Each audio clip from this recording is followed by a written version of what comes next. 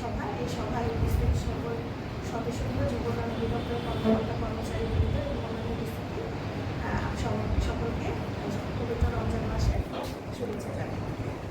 আসলে এখানে উপজেলা নির্বাহী অফিসার হিসেবে জয়েন করার পরে আমি কয়েকটা অনুষ্ঠানে গিয়েছি, বিশেষ করে যুব সমাজকে নিয়ে যে অনুষ্ঠানগুলো হয় বিভিন্ন এনজিও, বিভিন্ন দপ্তর, সরকারি দপ্তর থেকে আমি সেরকম প্রোগ্রামগুলোতে যাওয়ার চেষ্টা করি। উদ্দেশ্য একটাই যে বাংলাদেশ এখন যে আর্থসামাজিক পরিস্থিতির মধ্যে দিয়ে যাচ্ছে, এটা হচ্ছে একটি সুন্দর সুযোগ যে বাংলাদেশ অর্থনীতিকে একটি উন্নয়নের দ্বারপ্রান্তে নিয়ে যাওয়া।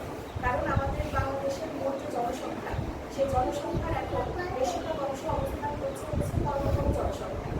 অর্থাৎ একটা শিশু যখন জন্মগ্রহণ করে, একটা শিশু কত বয়স পর্যন্ত, তার 18 বছর পর্যন্ত শিশু করি, 18 বছরের পরে একটা বয়স থাকে তাকে পূর্ণ।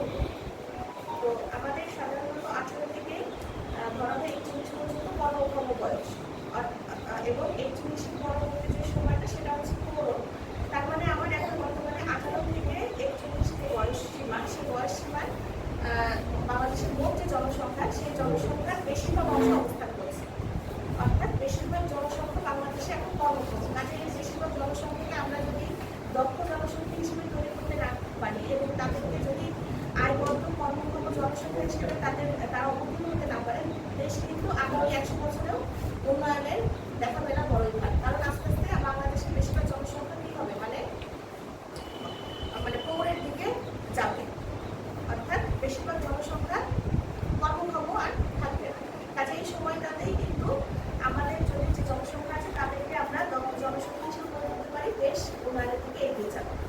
এখন আপনারা দেখেন বিভিন্ন সরকারি দপ্তর, এনজিও কিন্তু এই যুব সমাজ বিভিন্ন প্রশিক্ষণ দিয়ে থাকে।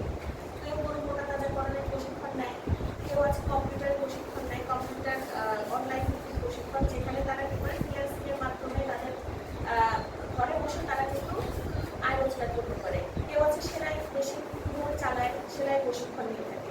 এই প্রশিক্ষণগুলো নিয়ে শুধু বসে থাকলে হবে না, এই প্রশিক্ষণ নিয়ে কীভাবে আমি নিজে সেটা ব্যবহার করতে পারি এবং নিজের উন্নয়ন করতে পারি, আত্মকর্মসংস্থান করতে পারি, সেদিকে খেয়াল রাখতে হবে। অর্থাৎ দক্ষতাকে শক্তিতে রূপান্তরিত করতে হবে। শুধু দক্ষ হয়ে বাসায় বসে থাকলাম, আমি একটা জিনিস জানি কিন্তু আমি সেটা প্রয়োগ করলাম না নিজের জীবনে, তাহলে কিন্তু কোনোভাবেই সেই সুফল আমরা পাবো না।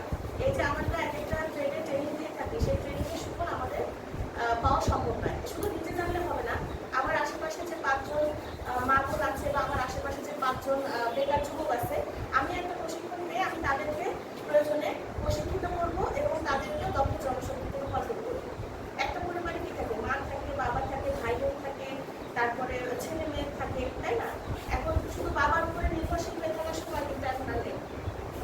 একটি বাড়ির দেখা যায় যে যারা গ্রামে থাকে, আমি দেখেছি বাবা হয়তো বিভিন্ন পেশায় নিয়োজিত, সাথে মাও কিন্তু হয়তো ঘরে মুরগি পালন করছে, তার ওখানে সবজি উৎপাদন করছে। কেউ আছে হয়তো দেখেছি উত্তরবঙ্গে টুপি সেলাই করে, হয়তো একদিন যে টুপি সেলাই করে সেই টুপি সেলাই করে সে 100 টাকা করে ইনকাম করছে, মাসে তাহলে 30,000 টাকা ইনকাম হয়। কেউ তো আছে নকশি কাঁথা সেলাই করেন, কেউ আছে হচ্ছে গরুর খাবার তৈরি করে, ঘাস উৎপন্ন করে, কেউ কৃষিকাজ, ছোট ছোট কৃষিকাজে নিজেদের নিয়োজিত রাখে। মা যেরকম, বাবা যেমন ইনকাম করছে, মাও ইনকাম করছে, তাহলে কি হচ্ছে, সমন্বিত এই যে আমাদের একটা অর্থনৈতিক কর্মকারী নিয়োজিত রাখলে কিন্তু পরিবারের আয়টা বাড়ছে। এই ছোট ছোট ছোট ছোট কাজে কিন্তু নিজেদের নিয়োজিত রাখার মাধ্যমে দেশের সামগ্রিক উন্নয়ন সম্ভব। সামগ্রিক উন্নয়ন কিছুই না, মানে উন্নয়ন হচ্ছে নিজের উন্নয়ন, নিজেকে আয় বর্ধন কাজে নিয়োজিত রাখা। এবং যখন আপনি এভাবে নিয়োজিত রাখবেন, আপনার ভিতরে সততা থাকতে হবে, শুধু দক্ষতা দিয়ে কাজ হবে না, এবং আত্মবিশ্বাস থাকতে হবে। একটা কাজ করতে গিয়ে অনেক সময় ব্যর্থতা আসতে পারে, কিন্তু সেই ব্যর্থতা কিন্তু চূড়ান্ত নয়। কারণ এই যে আমরা যারা আজকে চাকরিজীবী,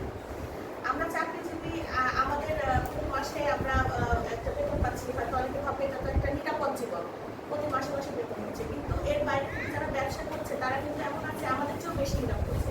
হয়তো সে কোনো একটা সাধারণ কাজ, কিন্তু বেতন কিন্তু আমাদের তার ইনকাম কিন্তু মাসিক আমাদের চেয়েও বেশি। কাজেই চাকরি করতে হবে এই ভাবনা থেকে বেরিয়ে আসতে হবে। বরং ঋণ দিয়ে কেউ উৎপাদনশীল কাজে সেটা ব্যয় করে, কেউ আছে হয়তো ঋণটা দিলাম, আমি একটা কিস্তিতে আমার আরেকটা ঋণ আছে, আমি ঋণ শোধ করি। এভাবে যদি আপনার ঋণ নিয়ে আবার আরেকটা ঋণ শোধ করেন, আপনার পক্ষে নিজের উন্নয়ন করা সম্ভব নয়, বা ওটাকে একটা ইনকাম জেনারেটিং বা আয় বর্ধন হিসেবেও সেটাকে আপনি গ্রহণ করতে পারবেন।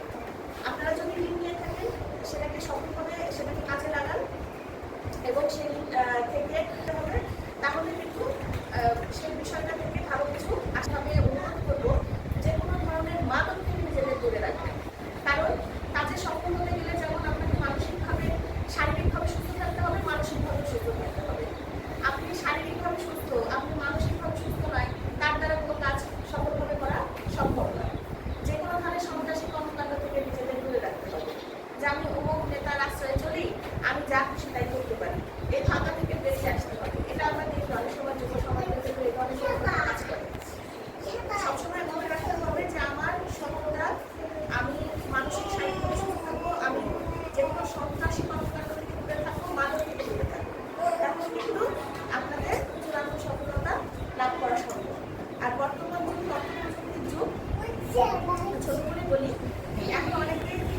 মানে উদ্যোক্তা হয়ে বলি, নেট ব্যবহার করি, যার কারণে কি হয়, হয়তো আমার একটা প্রয়োজন, আমি কিন্তু তাকে নক করে এতে কি হয়, তার পাবলিসিটিও বাড়ে, তার বিক্রিও বাড়ে।